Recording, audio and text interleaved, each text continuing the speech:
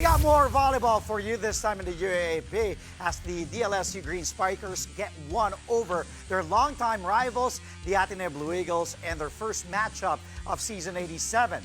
The Green Spikers bucked a first set defeat to rally past the Blue Eagles in eventually 4 sets.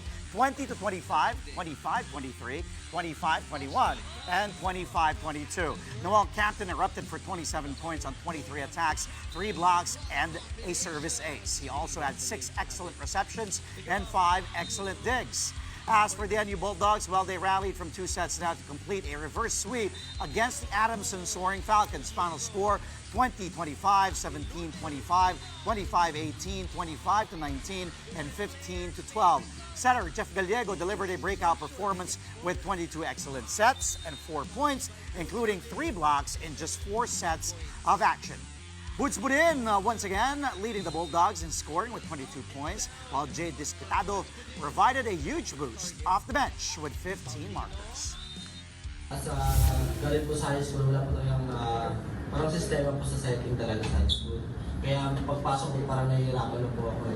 Then, nung after mga ilang months po, parang yun, nagamay ko na. Then, everyday po kasi pinaghihirapan namin na extra po kami. Then, yun, sasabi ni ko siya sa amin na kung ano yung ginagawa niyo, dapat lagyan niyo ng effort.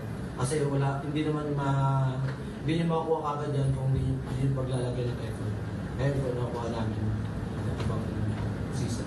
Yun nga po sa past few games namin na hindi po ako nagagamit. And hindi nga po parang pagsabsat lang po ako.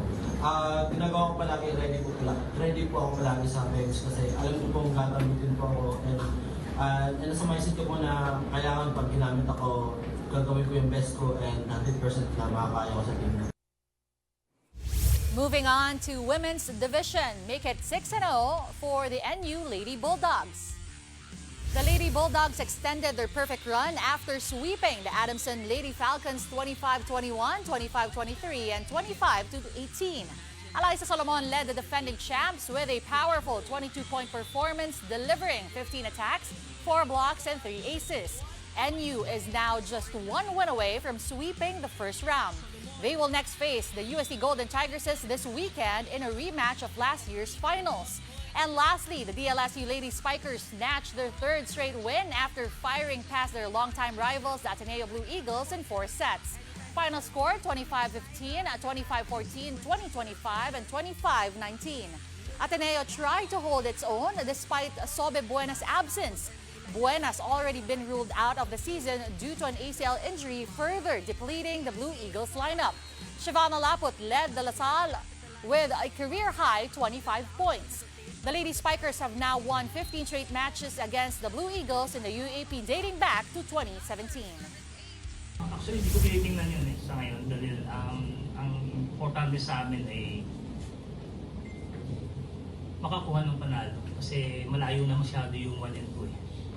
So, huwag na kami yung paiwan and then sana ay pilit namin may habol hanggang sa mag 1, 2, 3, 4 makuha namin yung top 4 and then doon na lang siguro, yun muna yung goal namin.